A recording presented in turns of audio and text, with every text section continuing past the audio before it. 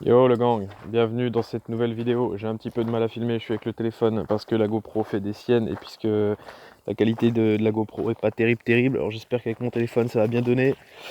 Alors, retour sur la chaîne. Certains ont pu s'apercevoir que j'avais mis les vidéos en non répertorié ou que je les avais privatisées simplement parce que j'en ai eu un petit peu marre des commentaires sur l'homologation de la SP3 du genre oui c'est interdit, etc. etc.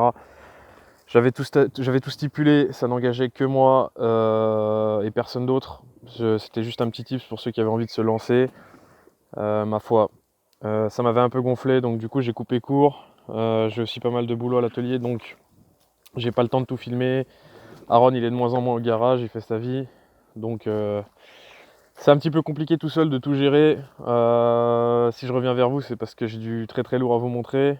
J'ai vendu la SP3, donc à une personne qui habite pas très loin de chez moi, avec qui j'ai bien sympathisé, donc je risque de la revoir, pourquoi pas de la revoir à l'atelier pour quelques améliorations si jamais lui veut évoluer. Donc c'est quelqu'un qui a une trentaine d'années, qui veut faire un petit peu de circuit avec, donc nickel, et qui de temps en temps va aller au travail avec, donc je pense que ça posera pas de soucis. C'était vraiment ce qu'il recherchait. Je voulais pas la vendre à n'importe qui non plus pour pas avoir de soucis. Donc cette personne-là, c'était la personne parfaite à qui je pouvais vendre ma SP3. Je vous avoue que ça m'a fait un petit pincement au cœur. Mais je me suis très vite consolé et j'ai la remplaçante qui est là juste devant moi et je vais vous la montrer sans plus attendre. Et mon chien, on leur montre? Allez, voici tout de suite la remplaçante, messieurs, je vous la présente, je vous le donne en 1000, c'est Orange KTM. Donc c'est un 300 EXC de 2017 qui a fait de l'enduro en entraînement. Elle était un ami à moi qui fait de la compétition, il n'a pas fait de compétition avec celle-ci. En fin de compte, il me l'a amené au garage, je vous expliquerai un petit peu en détail quand je vais prendre le guidon parce qu'on va aller faire un tour avec. Je vous la présente, on va dire rapidement comme ça, en caméra XT. Regarde, même le cerisier, il veut l'épouser. Donc voilà, la remplaçante de la SP3. Donc c'est un 300 XC de 2017 qui totalise un peu plus de 80 heures aujourd'hui. Je l'ai eu, elle ne les avait pas. C'est une machine relativement propre qui a vécu quand même quelques chutes. Hein. Une moto d'enduro, ça reste pas toujours sur ses deux roues, comme une moto de piste, etc. Mais encore pire. Donc comme tu peux le voir, le corps de l'échappement a pas mal ramassé. Ici, là, un petit peu plus en dessous, là par là. Voilà, donc pareil le silencieux, mais bon tout ça, ça va pas rester comme ça. J'ai déjà passé une très grosse commande de pièces. Et comme vous vous en doutez, et si vous êtes sur la chaîne depuis déjà un petit moment, ou si vous la rejoignez avec cette vidéo, vous savez que j'adore le supermotard, le mini supermotard, etc. Donc voilà, j'ai fait un bon coup sur cette moto. C'était l'occasion pour moi de passer aux choses sérieuses. Entre guillemets, un vrai supermotard. Donc là, pour l'instant, comme tu le vois, elle est en enduro. Ça ne va pas rester. Voilà, donc ce que je vais faire, c'est que je vais m'équiper. Et puis on va aller faire un petit tour à son bord. Et je vais déjà vous parler un petit peu de mon ressenti à son guidon. Puisqu'à la base, moi, je voulais un 450 ou un 500 4 temps. Pourquoi j'ai fait ce choix? Pourquoi j'ai pris cette moto? Donc je vais vous montrer tout ça, tout simplement, on va discuter et je m'équipe et on y va. Allez, c'est parti, let's go tout de suite. Alors, j'espère que ça va aller au niveau du son les gars. Pareil, j'ai essayé une nouvelle position de GoPro, donc sur le casque directement. On va voir ce que ça va donner. Alors nous y voilà donc KTM 300 XC 2017, dernier modèle à carbu. Avant que ça passe en injection. Apparemment c'est un modèle plutôt recherché parce que à carbu les sensations sont complètement différentes hein. Comme vous le savez tous à mon avis. Alors je vous cache pas que j'étais un peu sceptique sur l'utilisation d'un 2 temps en supermotard. Pour moi supermotard c'était 4 temps, grosse glisse, gros frein moteur. Et bah là c'est pas le cas. Après encore une fois je monte pas cette machine pour faire de la compétition. Donc on verra bien à l'usage que ça donne. Donc les suspensions ont été rafraîchies. Ça a été durci, ça a été préparé, donc ça c'est au top. C'est pas une prépa pour faire de la piste, encore une fois, c'est une prépa sur route, pour la balade, pour rouler en sécurité quand même, en super motard, pour pas que la moto elle pompe dans tous les sens. Mais je vous avoue que c'est plutôt pas mal. Donc pour la petite histoire, en fin de compte, elle était un pote à moi, donc un ami de longue date cette moto, qui me l'a amené au garage en me disant en gros mon carbu il dégueule. Donc je lui ai fait son niveau de cuve et du coup je suis allé l'essayer et je l'ai trouvé vraiment sympathique, tu vois. Donc ça m'a réconcilié un petit peu avec le deux temps, on va dire, parce qu'à la base la piste, le run et tout c'était full deux temps. Et quand j'avais découvert la Mini en 4 temps, j'avais vraiment adoré le 4 temps, quoi. C'était complètement différent. Alors bien sûr j'ai regardé pas mal de vidéos avant de l'acheter. Et je m'étais dit mais putain, mais comment ça se traîne et tout. Tu regardes même à 500 de temps, enfin tu vois les... Tu te dis putain, ça a rien dans le cul, mais en fait en vidéo c'est dur de se rendre compte vraiment de comment ça donne. Alors qu'en vrai c'est complètement démoniaque en fait.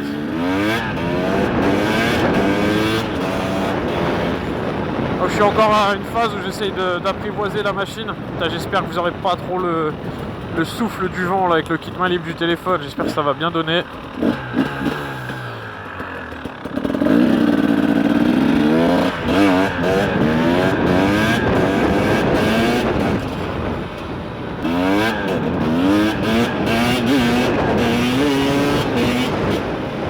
Ah, c'est ultra violent.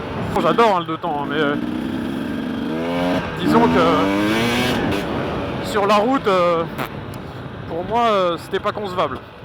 Alors je vous cache pas que à rouler là, actuellement, c'est une catastrophe.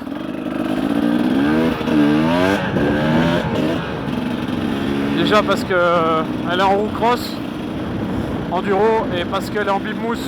Et à bimousse, ouais, c'est à l'équivalent de 300-400 grammes.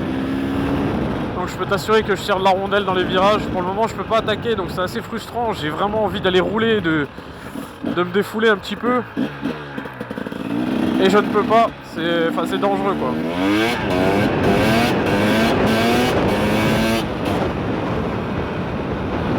Donc pour l'instant je l'apprivoise comme je vous dis, je la connais pas encore beaucoup, j'ai roulé, je vais te dire ça. Je sais pas, peut-être 5 heures avec depuis que je l'ai. Déjà j'ai pas envie de la rouler comme ça me fait mal un peu au cœur d'arracher les pneus.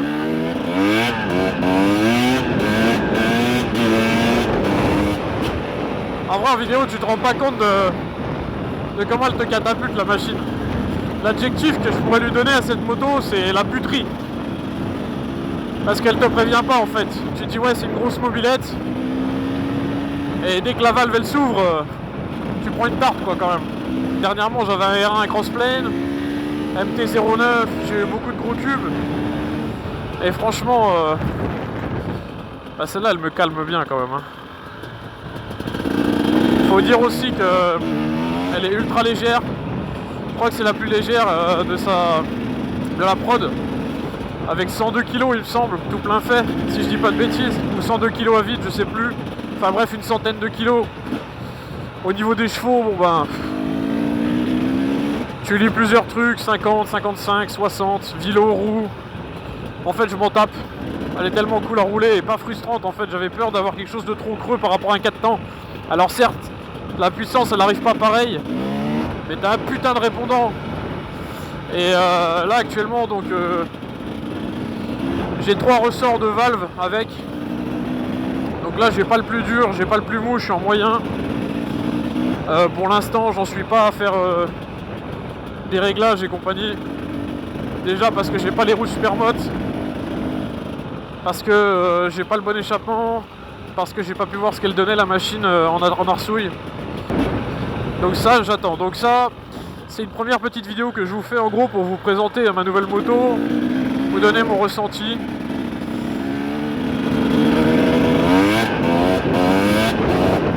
Faire gaffe qu'il n'y ait pas des gens quand même, ce serait con.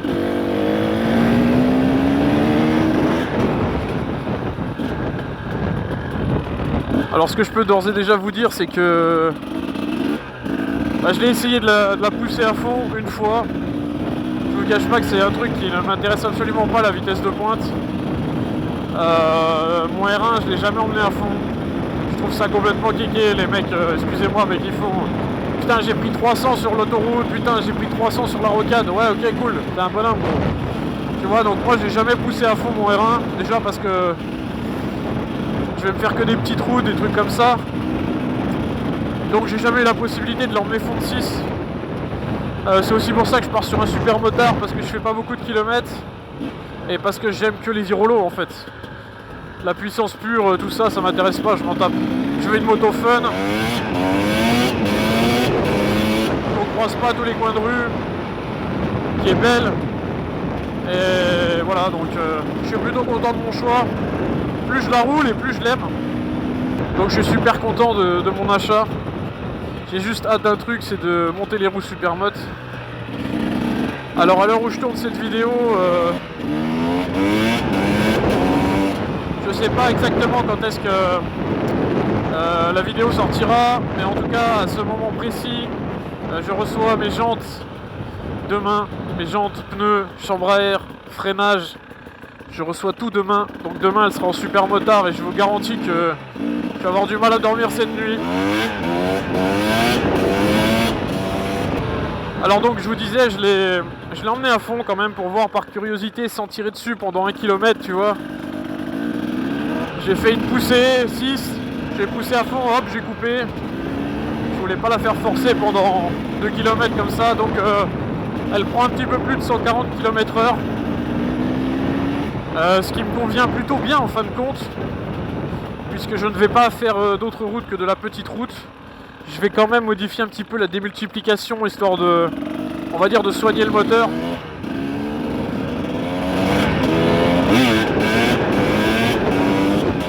Tu vois, même de la lever, j'ai peur, je sens le pneu qui s'écrase et tout.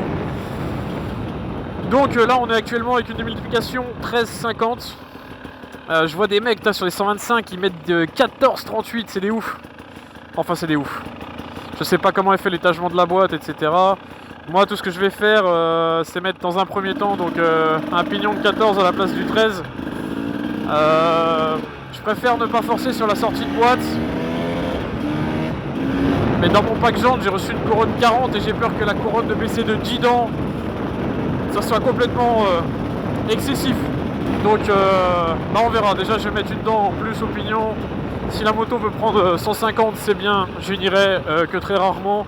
Mais si au moins elle peut forcer un petit peu moins lorsque je suis à 90, ça serait cool. Bien qu'elle ne force pas non plus des masses, hein. Je vais vous montrer un petit coup.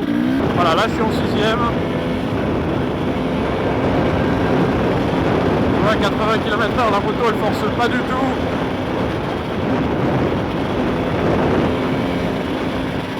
Et puis si tu ouvres, t'as de la ressource encore derrière quand même, tu vois.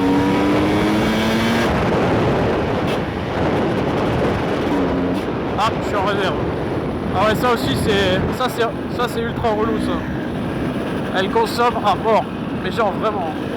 Après je fais que de la ville, je fais que de 2-3 roues arrière, tu vois, donc là je viens de passer en réserve. Mais putain qu'est-ce que ça voit. Rémi m'avait dit ouais 110 km avec le plein, ouais mon oeil hein. Peut-être un enduro mon gars, mais pas sur la route hein. Donc là ce que je vais lui faire les gars, et dans la prochaine vidéo ça sera une vidange de boîte de vitesse. Parce qu'elle approche les 15 h, donc ça c'est toutes les 15 h. Je vais lui faire une belle purge du frein avant et du frein arrière. De toute façon on va changer le disque. Dans un premier temps je vais garder mon système de frein en Brembo. Alors je sais que ça sera pas le top, mais encore une fois c'est pas sur la route qu'on va claquer des pendules. Ça serait plus pour moi l'argument sécurité on va dire qu'autre chose. Donc je vais lui faire une belle purge. L'arrière aussi parce que je trouve pas qu'il freine très très fort. Ou alors peut-être la garde à régler. J'aimerais bien être plus à l'aise quand je la lève parce que je vous cache pas que ça va être objectif bavette hein. Entre autres. Là ce qui me manque c'est de pouvoir claquer 2 rapports et mais bon. Donc voilà les amis, cette vidéo va s'arrêter là sur la présentation de mon 300 EXC 2017.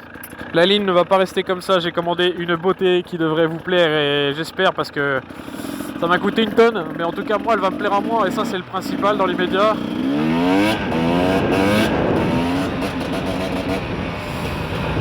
Donc voilà, voilà pour la présentation de mon 300.